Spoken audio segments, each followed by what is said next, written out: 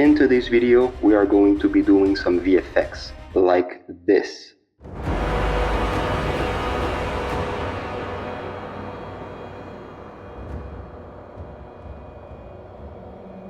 I've never met a real Mandalorian, but I've heard stories. They say a warrior is more than his armor. Mandalorian is more than a race. It's a creed. Beskar may shield the body, but it cannot forge the soul. In the end, we are defined by the path we choose to walk.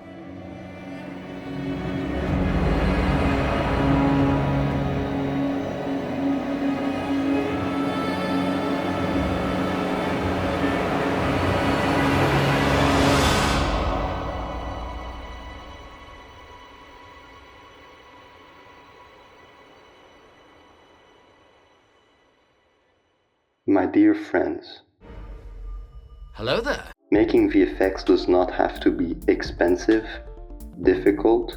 In fact, I don't even have a camera, as you can see right there.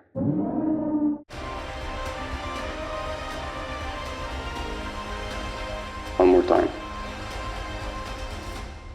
Yeah, so today I'm gonna try to make a cool Star Wars scene inspired by my favorite character, Jar Jar Binks. No, Cobb Vanth. See for yourself. I don't know what it is about him, the way he talks, I've never met a real Mandalorian. the way he walks, the way he fights. He's just so cool. I don't know why, but I kind of have the same physical shape as him. Alright, so we have a lot of work to do. Let's begin. First, we film. For filming, all I did was just go in front of a green screen. No green screen. While wearing this helmet, it is awful to film with a green screen because since this helmet is very reflective of light, there is just so much spill and it's awful to deal with afterwards. Is this good lighting? Please, say yes. So what I did instead was just go in my living room and I kind of just stood there. Yeah.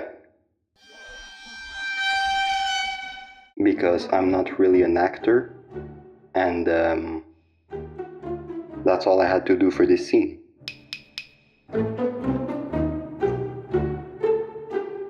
Then what I did was use a Photoshop script created by an awesome YouTube channel called Creative Twins, and basically what this script allows you to do is import an image sequence of your footage, and basically it goes frame by frame, just masking out your footage, and it's really good. But I've talked about that already in my previous video, so you probably already knew that. Anyways, now that the script is done masking out my footage, I'm just gonna do a quick little edit to see how everything flows.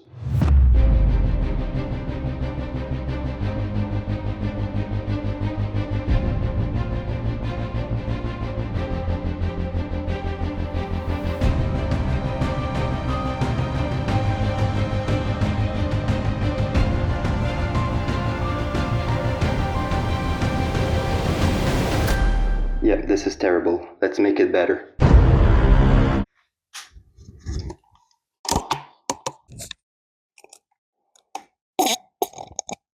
Have you ever removed your helmet? So what we're going to do first is create a landscape in Blender with the default ANT landscape add-on, and then what I'm going to do is just use a sand texture from the polygon add-on. There are a bunch of free textures included with this add-on, and yeah, then I'm basically just going to create a nice Tatooine landscape. I'm going to add a few evaporators to make the landscape a little less boring. I'm gonna add a Jawa sand crawler to light the 3D models, I'm going to be using a default, well, just a basic sky texture in Blender. And the look I'm going for this scene is, you know, that late afternoon look, something that you would kind of see in the Book of Boba Fett when he's training with the Tusken Raiders on Tatooine. So yeah, how did I plan this little scene? Basically what I did was import a scale reference 3D model in Blender so I would get the scale right. Then I placed a few cameras around the scale reference model and picked a few good angles that I liked. I picked one front on, I picked one from behind, I picked one on the hip because I knew that I would have some sort of blaster there, you know? I want to be a real badass like Cobb Vanth. I need a blaster. I picked one from the side and I picked one right in front of my helmet, some sort of real extreme close-up. And then it was just a question of replacing the reference model with my footage. And also, for rendering, what I did was render everything in layers because it's much easier for compositing. I organized everything very well in collections in Blender so I could turn the collections on and off for rendering. I rendered the background, myself, the evaporators, the sand crawler, and the distant rocks in individual layers. The only time that I had to render image sequences was, of course, when there was an action in the video and it was not just one still frame. And for the missile and the explosion, I got that from productioncrate.com. They have a bunch of free VFX assets and I used masks to make it look like a reflection only in the black part of my helmet over here. I feathered the mask a lot and just decreased the opacity. It's good to sometimes suggest what's going on instead of just showing it, you know? For example, in this shot, the viewer knows there's a big explosion going on where I'm looking at because of the missile, but instead of just showing that explosion, I'm showing it in a more original way with my helmet. But otherwise in After Effects you can do a bunch of cool stuff like just add more VFX assets, use some adjustment layers with some color effects to do a bit of color grading. I did that a lot with my footage.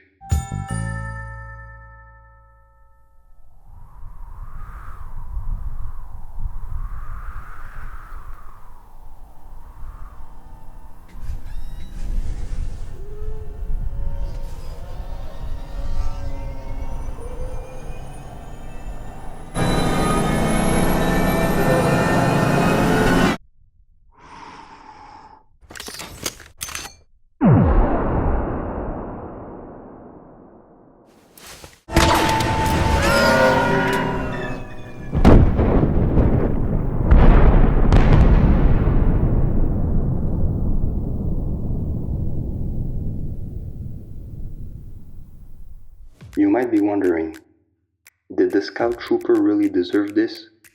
Yes, because the Imperials had just bombed this Jawa sandcrawler, and I like the Jawas. Where did you get the armor? Bought off some Jawas. I went to Mixamo to get a sitting pose. It's not even an animation at this point, just a still pose. And then what I can do in Blender is go into pose mode, and then I can adjust each individual bone of the Scout Trooper. Then I can parent the armature to the speed bike and parent the speed bike to another empty, and then I can control everything all at once and create any animation I want really.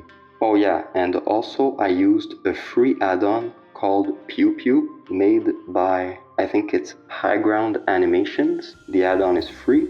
It allows you to create some blaster fire and scorch marks with some smoke, some muzzle flashes. It's a really good add-on. And you can pretty much control all the settings pretty easily in Blender. So yeah. But ladies and gentlemen, what I really want to say about this VFX is that it didn't take me that long to do. All you have to do is be organized. if you want to try and make a scene like this. For example, on my computer, I render everything in very specific files, so it's easy to navigate and find my stuff. And of course, since there's a lot of CG involved in every single shot, well, compositing was probably the most important step in all of this. You know, without the lens flares, the blur, the noise grain that I added and all that stuff, well, the scene just looks really bad. So yeah, I will see you guys next time. By the way,